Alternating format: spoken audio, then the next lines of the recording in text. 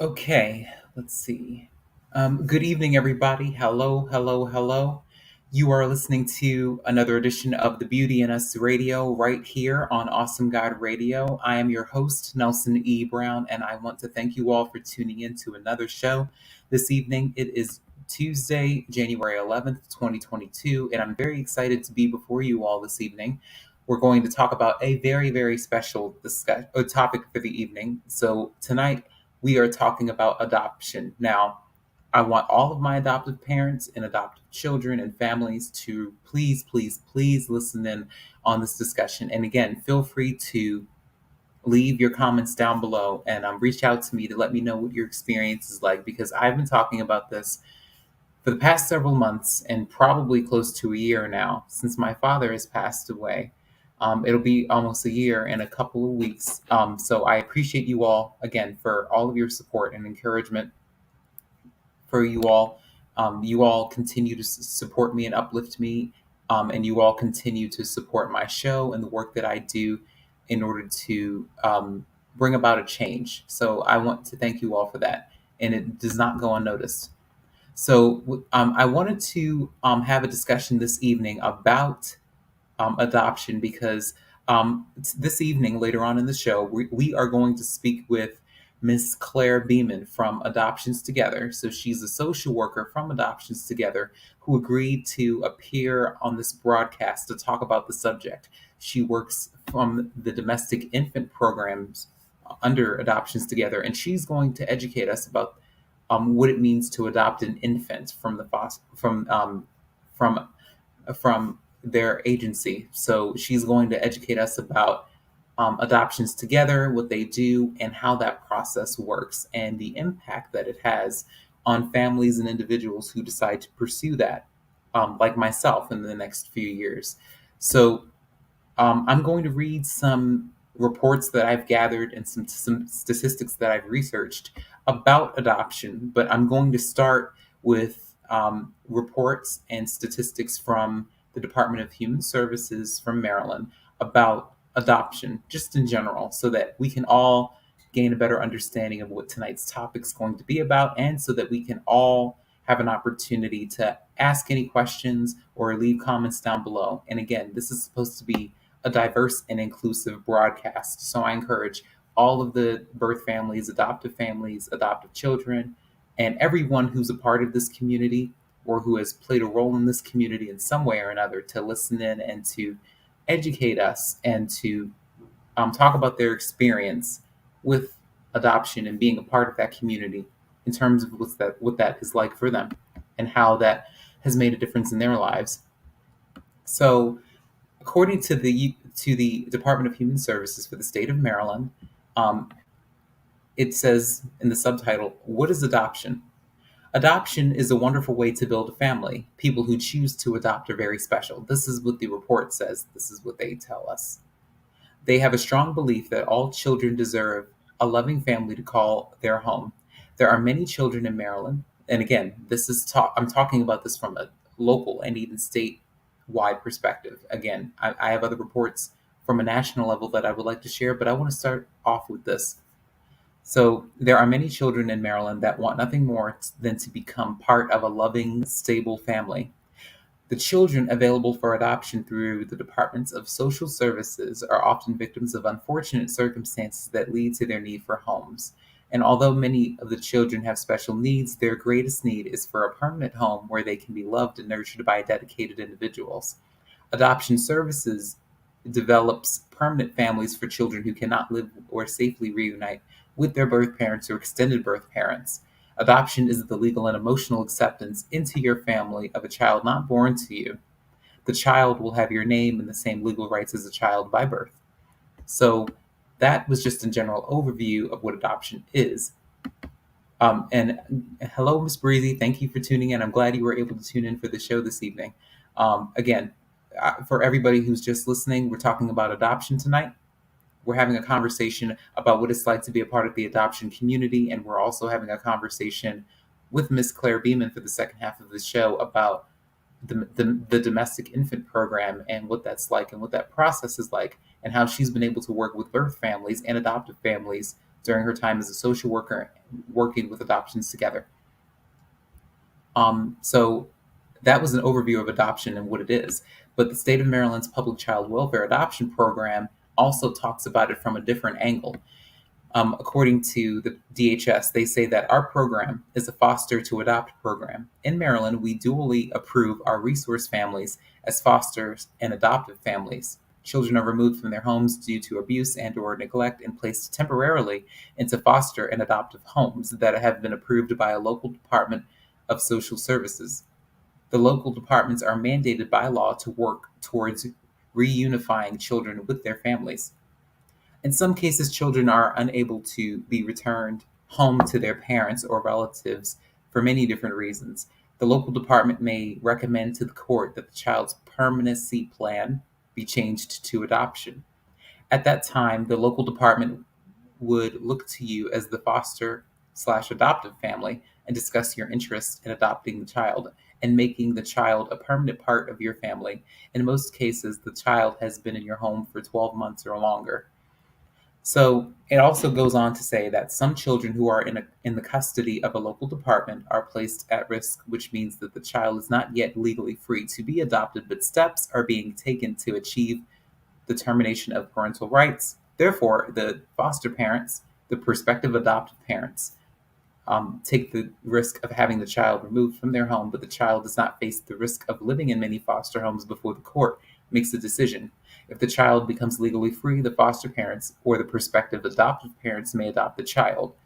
And there are also cases where the local department may be searching for an adoptive home for a child. Excuse me. These children are already legally free for adoption and are in need of a permanent family. In some cases, a child may be in an improved an adoptive home. However, the family is not interested in adopting the child. In these cases, the local department would begin the process of locating the adoptive home for the child. Once a child's permanency plan is changed to adoption by the court, the local adoption, excuse me, the local department would move forward with the plan. There are many steps involved in making the child legally free from adoption. Once the child is deemed legally free for adoption, the local department would move forward with finalizing the child's adoption. So that is just an overview, a little bit of an overview of what the process entails. So thank you everybody for tuning in. I want to thank you all. Miss Sandra Rump Jackson, thank you for tuning in. I think you are a new listener. This is my very first time seeing you in the comment section. Please correct me if I'm wrong. But I thank you for tuning in, Miss Sandra. Thanks again for tuning in. And Miss Breezy, as always, I appreciate your support and your encouragement for every single show. So as I was saying, that was just an overview of what the steps take, what steps are taken in order to achieve that process. But when they talk about financial assistance, I want us to learn a little bit about that in terms of how the state of Maryland operates in that wheelhouse, so to speak. So in terms of the financial assistance, it says that financial and medical help to support a child's adoptive placement is called adoption assistance. And regardless of your income, if you adopt a child with special needs, you may receive monthly adoption assistance payments and or medical assistance for the child. And these arrangements are made when the child is placed with you, and you will continue after the adoption is finalized. And your local Department of Social Services will educate you about the Maryland Adoption Assistance Program. And a lot of people ask questions like, what about the future? And it has answers for that too. It says that the legal responsibility of the local department ends when the adoption is finalized in a court of law. However, both public and private agencies will provide direct assistance or referral services when asked, even after the adoption is finalized. And it also gives you more resources and says that if you are interested in becoming an approved foster or adoptive family, the following steps should be taken. So it encourages you to contact the local Department of Social Services in the county where you reside, and the main number for each local Department of Social Service can be found on the DHS website under local offices. And it requests that you ask to speak to someone about becoming an approved foster and adoptive family. And the second thing that they ask for all of us to do is to attend a foster and adoptive parent information meeting held by the local department. And once you make contact with them, they can inform you of when the next information meeting will be held, and the meeting will help you learn all about becoming an approved foster and adoptive family. And you can also attend, as a third option, a mandatory 27 pre service training. And this will provide you, well, the agency, the local department, will provide you with the necessary information in order to sign up for the pre service. And it also talks about another organization called Adopt US Kids, and it's an initiative of the Federal Department of Health and Human Services Children's Bureau that was developed and operated by a collaboration of nationally recognized organizations that include the University of Texas, Austin School of Social Work, Northwest Adoption Exchange, North American Council on Adoptable Children, the Adoption Exchange, and spearheaded by the Adoption Exchange Association. So Adopt US Kids brings waiting children online through photographs and biographies, and a wealth of information is also available to help you learn more about adoption. And this organization also provides technical assistance to local departments of social services throughout the United States. So it finally, as in terms of talking about this specific initiative, it says that once you become an approved foster and or adoptive family in Maryland, local Department of Social Services staff will be available to help prospective foster or adoptive parents search for children that are legally free for adoption, and using the Adopt US Kids database service. And for example, it gives some examples and some scenarios you might find yourself in once you pursue this route. It says that you may request a specific age range, gender, and special needs of a child, and you may also indicate if you are interested in a sibling placement. The state of Maryland adoption program also utilizes the Adopt US Kids photo listing service to feature some of the available children who are legally free for adoption in Maryland. And these children are, are photo listed locally on the DHS website and nationally on www.adoptuskids.org. So this is just a general overview of what to expect when you pursue this route. Um, so um, it, it, Thank you, Miss Sandra, again for your support. Thanks again. I really appreciate it. Um, Again, that was just a general overview of what to expect when you go the adoption route, and these laws just apply for the state of Maryland. You know, there are other ways to build your family as well. So you could build your family. You could adopt internationally. You could adopt through the foster care system, but you can also have a domestic adoption, which is what we're going to talk about this evening with Miss Claire Beeman at about 6:30. But I just wanted to ask you guys and just put it out there. Okay, what are some of your family structures like? I mean, people who've been adopted, and again, this message is for everybody, but I'm speaking to the adoptive families and the adoptive children who may still be children, but some who are adults. I want to ask you guys what that experience felt like, because I know that it's important to maintain a healthy wealth of knowledge and understanding about this entire process. I know that this is something that a lot of people within this community are passionate about. So I want to know what if you did pursue this route in order to build your family, what kind of support groups did you participate in or invest your time, your energy, and even your money into? Because I know that going the adoption route in order to build your family is a beautiful thing, and it's something that should definitely be recognized. So I just wanted to understand what you all went through and how this made you all feel. So I'm speaking to all of the people who've adopted children, who've fostered children, who maybe adopted children again through the foster care system, domestically or maybe even internationally. What has that experience been like for you? Because this is something that I'm pursuing. So I'm trying to educate myself as much as possible, and that's why Miss Claire Beeman is going to be joining us for the second half of the show. But these laws just apply for children within the state of Maryland. So all of these rules, all of these procedures and steps that you have to go through just apply to laws within the state of Maryland. But every state is different in terms of the laws that they implement, and as it pertains to this discussion and how people build their families and when they pursue this path and follow this route. So I just want to know, what did you guys experience? What did you guys go through? How did this make you all feel? Please feel free to leave your comments, down below in the comments section. So I do know a lot about private agencies, so I'm going to read a little bit about that. And I'm also going to read as much as I can before we speak to Miss Claire Beeman about the Domestic Infant Program at Adoptions Together.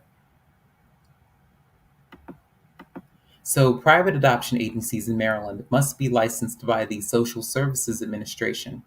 A licensed agency will deliver counseling, application, home study, and post placement services for a family or individual interested in adopting a child or having a child adopted. Now, private adoption agencies are the most frequent providers of international adoption services, since public agencies are usually more focused on the special needs children. Now, domestic adoption services are also delivered by private adoption agencies. Now, once a contract is signed with an agency, it is illegal to begin negotiating for adoption services with another agency. And all private agencies charge a fee for their services, and there is no limit on the amount an agency may charge. And again, these are rules that apply to the state of Maryland and what they practice and what they do. All private agencies will, however, inform applicants of the fee schedule.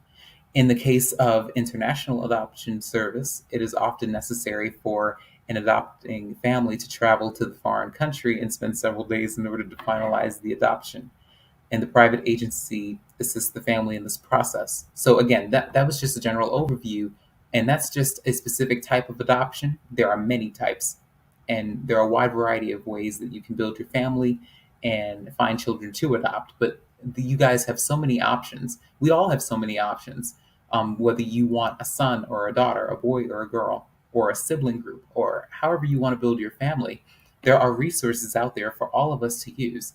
And I think that it's really good for us to develop a better understanding of what we're getting ourselves into when we pursue this route. I mean, it's so beautiful and it's such a blessing.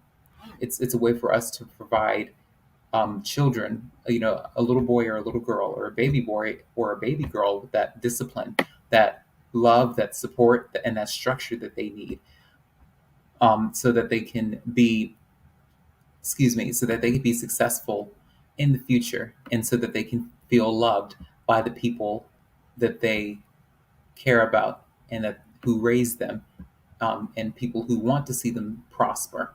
So that's important for us to understand. So I'm also going to read a little bit about just the history behind everything. So the Department of Human Services here in Maryland also has post-adoption search and contact reunion services that are designed to enable people that have been separated from birth relatives to reconnect. So that's a service that they also provide, and they also have another program, a registry, the Mutual Consent Voluntary Adoption Registry. And the first component of that is the mutual, again, consent voluntary adoption registry, which is called the registry. That's also what it's shortened as. This is a passive listing of adult adoptees, birth parents, and birth siblings that are looking to reconnect. When an application is received, the information is entered into their system, and if a match is found, it is first verified to confirm the connection. Then both parties are notified and contact is facilitated. And the registry has been in place since 1986 and has over 4,100 names in it. And however, there aren't not many matches made. But that's just an example of a service that they provide in an effort to reconnect birth parents with their children.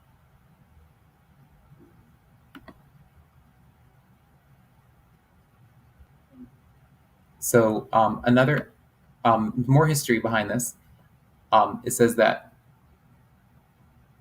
the second component of this search service is when efforts are made to identify, locate, and engage the sought individual. And there are a few alternative approaches to identifying relatives. And the most direct way is by finding the adoption record.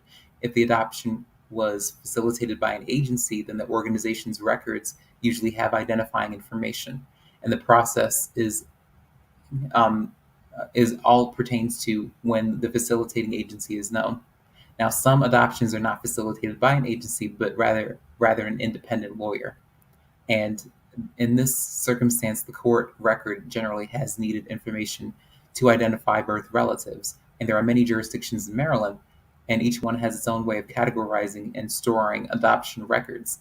And it's very helpful when registrants are able to identify to the court where the adoption was finalized and the adoption case number. So again, this is just general information that I really think that you all should know, because some people may want to go pursue a private adoption with an attorney, and some people may want to pursue their adoption through an agency. So we all have our preferences, and we all know what is most feasible for us and affordable for us, and we all should have a better understanding of how to go about this process. And it's all about what makes you comfortable when you pursue this. It's all about you being honest and transparent with your social workers, your case workers, and even your attorneys if you go that route, um, to know what's most feasible for you, because um, because that's what the matching process entails once you do the home study, and that's what I've been reading about, and that's what I've been really educating myself about. So this is all about what is going to work for us. So it's all about what's going to work for us and what's going to be the most suitable for the children or the child that we decide to adopt and raise. So there are no fees charged by the Department of Human Services for this particular registry. But once it's entered into the system and the local departments of social services do not charge for the search services, then private agencies may charge for search services in accordance with the established fee schedule. Now, some private agencies will accept reduced fees and some waive the fees, but it's not possible to know if a fee will be required or what the amount will be until after the application is processed. And in order to request that in a reduced fee, an applicant must complete a fee waiver form, and it must be submitted with supporting documentation. And again, this is more about the costs that are affiliated with this, along with the general history behind it. And they note that it's such an emotional process that that everybody goes through, but it also notes that they provide tons of resources for all of us to use when we go this route. And they said that it's a highly emotional endeavor, and while a tremendously beneficial experience, the adoption process can also have conflicting aspects. So some people going through this process are encouraged to be aware of the potential fluctuations of emotions throughout the entire process, and they encourage everyone to seek assistance if needed. And the registrants can seek individual assistance or group help. So there are some group resources available through private agencies in Maryland, and none of the groups require the adoption to have been through the agency providing the group. And although two of the agencies are faith-based, who can be faith-based, neither require that group participants share their beliefs. And the support groups are for adoptees and birth family members, and that navigate through the process of adoption, contact, and reunion. And it's also a person's right that they note to not want to contact is the right to decline. They note that. And for adoptions that were finalized after January 1st, 2000, a disclosure veto can be completed that specifies that contact is not to be made. And disclosure vetoes are also able to be rescinded if the person changes his or her mind, and they're maintained by the Department of Human Services. So I encourage everyone to look through the Department of Human Services website and figure out how they want to build their family. I encourage them to contact their local Department of Social Services and ask them about this process, because again, these are laws that apply to the state of Maryland. If you live outside of Maryland, and if you're listening to this broadcast, I encourage you to do your research and find out what the laws are, the adoption laws are for your state, because each state has different laws that have been implemented, and everyone has different needs, and everyone has different desires in terms of how they want their family structure to look like, and what kind of matching they would like to have. But this, again, this is such an emotional experience. It's an emotional journey. So it's going to really, really take a lot of patience for everyone to who is pursuing this process, to continue to thrive and to continue to live their lives. Because I've learned through speaking to people who've done this and who are professionals and who have the credentials and who've worked with families, I've learned that the wait, it can be extremely difficult, but patience is key.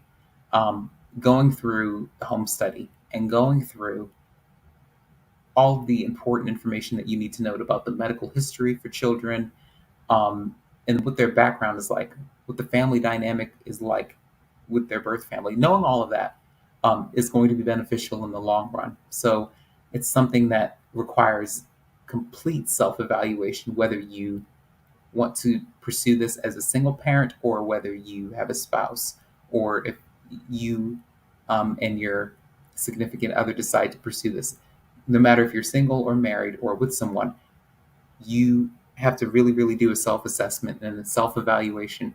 And it should not go without thought, and it should not go without a deep understanding. So I encourage everyone to educate themselves. So I was just reading all of the information that they provide from the Department of Human Services here in Maryland. So it's definitely beneficial to read, and I encourage you all to do your research and to contact your local department. Because again, as I stated before, we all have needs. We all have different likes and dislikes. We all know what we can accept and what we can't accept, what we like and what we don't like, and we all know what we're looking for. And all of us are different. We all aren't looking for the same things. And what may be suitable for you may not be suitable for someone else when you pursue this route. So once you talk to your social workers and when you speak to your attorney or when you talk to your caseworkers and counselors, you're able to walk through this process with them, and they're able to guide you along the way. So it's definitely something that I encourage you all to think about. I've fully committed myself to that. So I am doing all of my research, and I'm speaking to as many people who work in this field, and as many different social workers like Ms. Claire Beeman, and many other attorneys and other caseworkers, and even adoptive families and individuals, and who have followed this dream and who've achieved this dream. I'm speaking with a lot of people about this. So,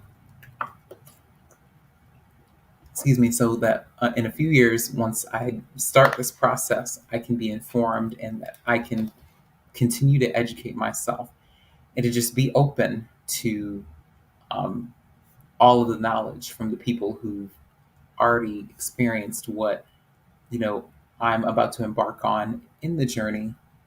So it's always nice to gain knowledge and expertise from someone in this area who either works or has fully embraced this process. So without further ado, I'm going to add Miss Claire Beeman to the stream. Again, I want you all to welcome Miss Claire Beeman from Adoptions Together to the Beauty in Us Radio right here on Awesome Guy Radio. And if you're just tuning in, we're talking about adoption tonight, and Miss Claire Beeman is going to speak to us about working for the domestic infant program at Adoptions Together, and she's going to educate us about this process. She's going to talk about it as a social worker working with birth families and adoptive families, and she's going to educate us about this process because a lot of people don't really know what goes on behind the scenes, and a lot of people um, they don't know the ins and outs of what it takes to prepare for this. So she's going to tell us more about that in detail. So, Miss Claire, thanks again for agreeing to be a part of this broadcast. It was great. It's great that you took time out of your schedule to appear on the show. Yeah, absolutely. Thanks for having me, Nelson. I'm excited. It's Adoption is a huge part of our community, and I agree with you. I think a lot of people don't know the steps it takes to adopt or what it's like as a birth mother or even as an adoptee. So I'm excited to shed some light on it. Yes. So, yes, again, thank you for agreeing to appear on the show. And I know this is going to be an informative period on the show. So, can you tell us a little bit about yourself and what made you decide that you wanted to pursue a career as a social worker? Absolutely. So my name is Claire Beaman. I am originally from Alabama. I went to a small little school for undergrad in Mobile, Alabama, and I studied intercultural studies and sociology, like yourself, I believe, Nelson, with sociology. And then I moved to Columbia, South Carolina. There, I got my master's from the University of South Carolina in social work with a concentration in children, youth, and families. After grad school, I ventured up here with my husband, and I began working at adoptions together as soon as I moved up here, really. So first in Alexandria, Virginia, and then now I'm in Maryland.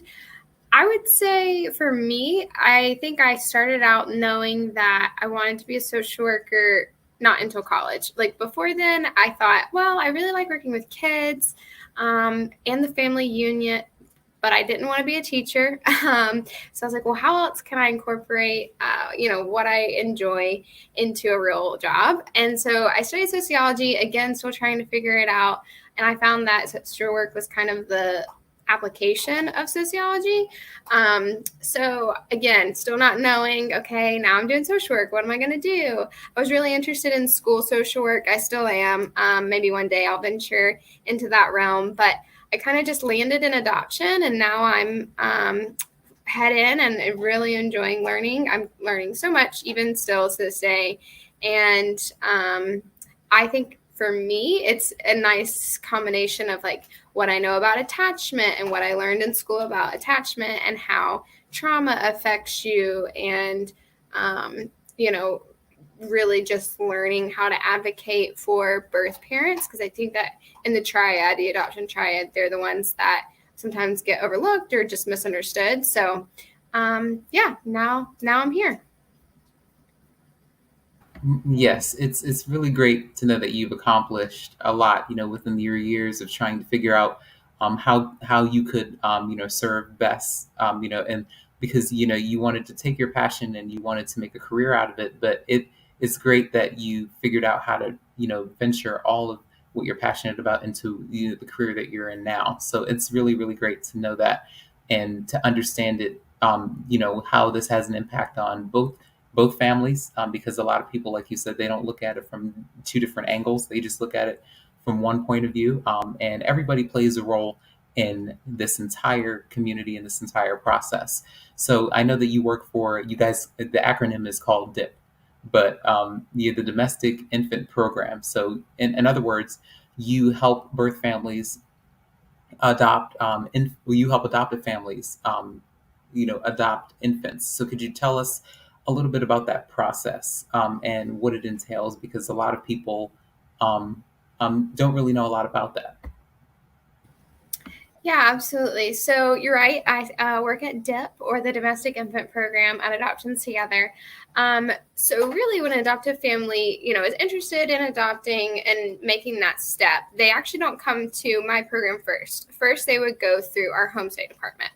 So typically, you go online to the website, you make an inquiry, whether it's, a phone call, email, and you start an application. So an adoptive family would fill out the application, and then once it was approved, they get assigned a caseworker. So that caseworker is going to start the home study process with them. Typically, it ends up being about 3 interviews, one of which they actually come to your home to do a house check. But the interviews really are pretty intense, in some sense, right? Like they're getting to know you and how your relationship is. If you have a partner, they want to know about your upbringing, why you want to become a parent, your finances. Like they kind of have to dig a little. So they'll do the same social worker will do all 3 of those interviews, and then they in the meantime, you're also filling out some application or some more paperwork. You also have to have some background checks done through CPS, etc. And then at the end of the home study, once you've been approved, your social worker will actually draft a physical, sometimes 10-page document that is your home study. And then for our specific program, you actually join a wait list. So due to an influx last year, or actually in 2020, of the amount of people that were interested in adopting, we had to create a wait list essentially for the wait list. So the people in the wait list, they don't have to wait that long until they're brought into the active pool. And so what I mean by the active pool, that is the families who they first, once they're kind of brought in, they do an intake. And so they go over the domestic infant program agreement, the fees that are associated with adopting, and then, of course, any questions that they have. And then ultimately, they are creating a profile. So this is pretty common. I think a lot of people know this part about adoption, the fact that adoptive families will create an online profile and or a physical book that includes pictures of themselves, their family, their dog, whatever they want to include, as well as just really talking about themselves, just so that the expectant parents can get to know them on a deeper level. So they're really just compiling a video maybe, and then that online profile. And then while they're in that waiting pool, it can really take, for us right now, it's about 18 to 24 months. Naturally, that's the average. So there's people that wait less than that, and then some that wait more. But in the pool, we go through a matching process, and that's a little bit more complicated. But essentially, we don't want to match an expectant parent and then eventually a birth parent with an adoptive family if it's not a good match. For example, let's say the adoptive family only wants one visit a year, whereas the birth parent wants 3. That might not be such a good match. But then in other situations, we're able to provide the birth parents lots of profiles to look at, and then they have a really big part in deciding, who this child is going to be adopted by. So then after that, the adoptive family gets the fatal call, the one that they're waiting for years. And everyone's so excited. And the call is to say, you've been matched with a baby. So typically this is actually after the baby is born. Sometimes it's before, but we narrow down the details as far as placement and then placing the child, in the adoptive family's home. And after that, they have, again, the same social worker that they worked with for their home study will come and do post-placement reports. So typically it's 3 before the adoptive family can finalize. And then finalization is about 6 months after they've been placed with the baby. And then everything's official at that point. It's super exciting. All the legal stuff is, said and done. And then that long-term open plan that we typically make with birth parents is really starting to get into effect after the finalization with the letter and photo updates, visits, and then you've got the hard task of raising a child. But that's pretty much how the process works, at least with Adoptions Together DIP program. Yes. And like I said, I was speaking to Mr. David Marshall with Journey to Josiah earlier, and he was talking to me about that process, and he told me that the wait is very emotionally impactful on a lot of individuals and a lot of families, because a lot of them, they're, especially if they are very open to, because I know that there are certain adoptive families and birth families that are looking, some of them are very open to different types of family structures, and some of them want a specific family structure for their child, and they may be looking for specifically a boy, or they may be looking for a girl. So I know that each and every birth family and each and every adoptive family is different. So I think that when we were talking about, he told me about how the waiting process is the most emotionally consuming part of the entire process, because people, they may not know what they're going to get. But it's excitement, but it's also nervousness, because they don't know when they're going to get that call, and they may get it when they least expect it. It is very exciting to know. And once you get all the hard stuff out of the way, you're just one step closer once you get over that hump to follow that dream. So I know that you guys said that the majority of your adoptions are open, and a very, very small number of your adoptions are closed. So I know that when we spoke last time, you talked about that. So could you tell us a little bit about how that has an impact on the children who grow up? Because I know that because the birth families and the adoptive families have to be on the same page with that in terms of what they want and what they don't want. Yeah, absolutely. So you're right. Majority of the adoptions that go through adoptions together are open, and I would say even beyond adoptions together, just across the country. And really, that's because the research points that it's the best for everyone involved. In the past, we didn't necessarily know that. And then a lot of longitudinal studies were done, following up with adoptees and birth parents and even adoptive families to determine, what's the best outcome. And we really found that when you have an open adoption, first, you've got the ease of mind, right? So you've got adoptees who are always wondering, well, what did my birth parents look like? What about my ancestry? What about this? What about that? That's natural. Like even people who aren't adopted, we're just curious. We want to know these things. And so if you have an open relationship, then you can have that open communication. Also for the adoptees, then they don't have this misconception, or it's not something that they end up wanting to hide or be embarrassed about. Like it actually becomes a sense of pride for a lot of people, like, yeah, I'm adopted. And I think sometimes adoptive families are a little hesitant just because they're not sure what that relationship is going to be like. And I've found that oftentimes adoptive parents are the first to be gung-ho about the relationship once they realize how beneficial it is. And it helps them to answer the questions that their adoptees are bound to have. And then for birth parents, there's a whole slew of reasons why, it's obviously super helpful for them, but there are, of course, some people who don't want any, majority. I would say that, they are able to see, okay, like breathe a sigh of relief, right? Like I chose a good family, or this baby is being taken care of, well loved. They've got everything that they need. I don't have to worry about them. And they're able to know that only by having those letter and photo updates or those visits, and still maintain some form of a relationship. And, another misconception is that like birth parents are trying to get their baby back, or, that adoptees are going to be confused about who their parents are. And we really found like that's not the case. Like they know, I grew up with this family. These are my parents. But also, I have another set of parents, and that's great and wonderful. Just more people to love on the adoptees. So I don't think I answered your original question. I just kind of got off on a tangent. Can you say your original question again?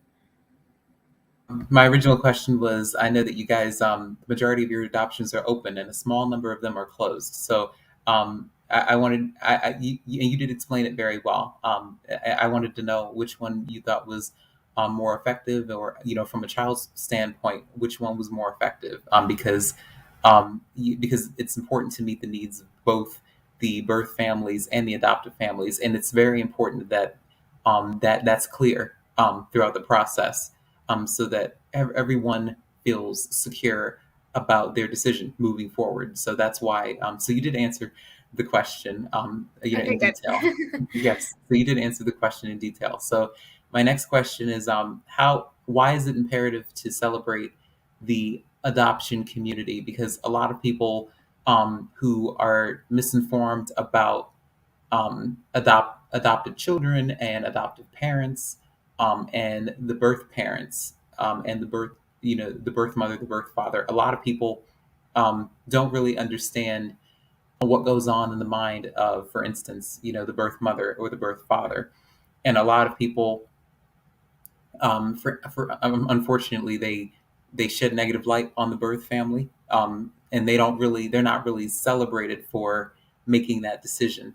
Like you said, on the other end, adoptive families, the misconception is that they fear that that their children, or that their child may love them less, or may choose, um, not to bond with them anymore, after they really, really find out who their birth parents are. So, why is it imperative for people to understand that the adoption community should be celebrated from all angles and from all types of communities and all types of family structures? Yeah, absolutely.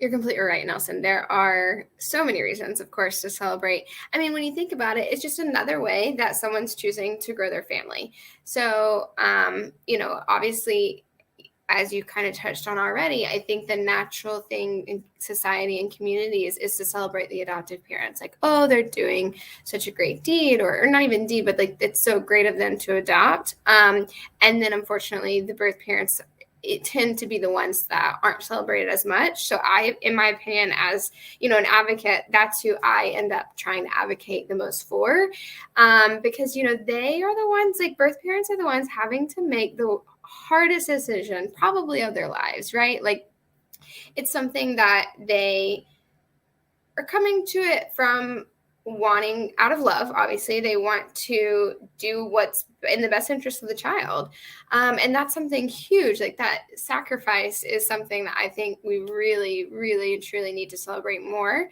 and that will start to break down those misconceptions that we talked about they're gonna they're adoptee might not have that sense of, well, why did so and so give me up for adoption or place me for adoption, when they have that relationship and can see, they loved me, they just did what was best for them in that moment. And there's obviously tons of reasons why people place for adoption, but I really think in the bottom line is birth parents usually get the bad rap and are not celebrated as they should be, because they are the ones making the really, really hard decision.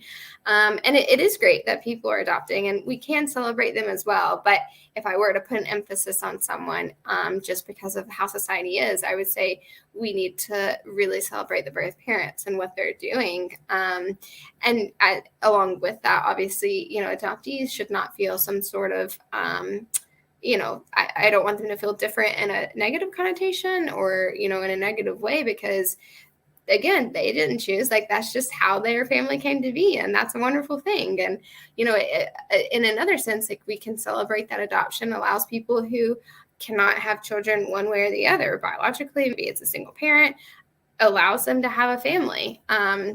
So that's a beautiful way to, celebrate those people who in other sense might not be able to have a family or at least have children. So yeah, it's a wonderful thing. Obviously I'm in it and I believe in it, but like I said, if I had to really encourage people to dig a little deeper and to think, well, why am I thinking this way about birth parents? I would say definitely need to be thinking about, what a sacrifice that they're making, and we need to be celebrating the birth parents. Yes, and it is such a beautiful thing that should be celebrated. And having conversations like these, they can definitely open up doors for a lot of people. And it also shows you like the history of how adoption has evolved so much, because you didn't have a lot of these resources and a lot of these support groups decades ago, like you do now. And that's why there are many adults that probably may have been adopted or who grew up in the foster care system that unfortunately never had the opportunity to take advantage of these resources. It's really important for people to understand what those support groups are like and what those resources are. So, what kind of resources do you guys offer for people, the birth parents and the adoptive families, once the placement is done and once it's finalized? Because everybody has a different family structure, whether or not they're single. Because I know that you guys do transracial adoptions, LGBTQ plus, single parents. So, what kind of support groups are available for these families, the birth families and the adoptive families, and even the children who are involved? Absolutely. So I would say we have a whole slew, right, of resources. So first with the adoptive families. So we have specific groups. So for example, TAG, which is Transracial Adoption Group. So we have a specific group for people who adopted transracially. Then we have just a general support group for adoptive families, adoptive parents. We also, of course, offer counseling through our agency for one-on-one or family counseling. And then for, resources as far as like we send books or videos or movies, anything to help in that, conversation for adoptive parents to talk to their children about the adoption of their child with their child, because we don't want it to be something that's hidden or that it's not talked about in everyday life. So we provide a lot of training and resources around how to have that conversation. And so in the same way, one thing that we do for adoptees is if let's say they have had a closed adoption, or maybe it was meant to be open and then over the years they've lost contact, or for whatever reason it's not been what they thought it would be, and now they've come to be 18, 21, and they want to know their birth parents more. They actually would contact me at Adoptions Together. That's part of my job as the post-adoption social worker. I facilitate what's called Search and Reunion, which is to connect adoptees with birth parents or birth parents with adoptees. So that's a really big resource that I think helps a lot of people, especially if it was a completely closed adoption, because they've grown up with so many questions. And even, like I said, even if it was open, maybe things have just fallen off and now they would like to maybe just meet or exchange email or a phone number with their birth parents, just to get to know them a little bit more. And then the other thing that majority of myself and Misha and my coworker, our job is working with expectant parents that may or may not become birth parents who place. So we do what's called all options counseling for everyone that we talk with. So, no matter where they're at in their pregnancy, we are going to talk to them about all their options, even though they're coming to us at an adoption agency. So, obviously talking about parenting, abortion, adoption, what maybe foster care or kinship care looks like, just to make sure that they're making the right decision for them and for the child. We try not to be biased. Obviously, we have to work at that because we are at an adoption agency, but we want to provide them with the counseling that they need for such a huge decision. And so we'll do that, throughout pregnancy. And then, of course, once they deliver, that's when we usually come to the hospital to sign paperwork. But then we work with them for up to 6 weeks, sometimes more, sometimes less, but around 6 weeks, doing, again, counseling after the fact, like after they've actually signed and when their parental rights have expired. So, let's say that they are placing, we also are trying to help them with medical and living expense fees, talking about birth parents. But then even if they aren't placing and they decide to parent, we still want to be an advocate and we still want to connect them with resources in the area if that's something that they need. So that's the nice things about Adoptions Together is like, we really just want to support people. And even if that means someone who's not placing, we'll still give them the resource that they need. So yeah, I think that's kind of a summary of everything that we did. Yes, and like you said, there are tons of support groups out there, and there are tons of resources for people to take advantage of. So it's important to note that once the process is over and once it's finalized, it doesn't just stop there. You continue to educate yourself, and that's important for everybody to know. It doesn't just stop. It doesn't just stop because the process is finalized, and you're learning and you're growing. It doesn't just reach a destination once that process is through. It's a journey.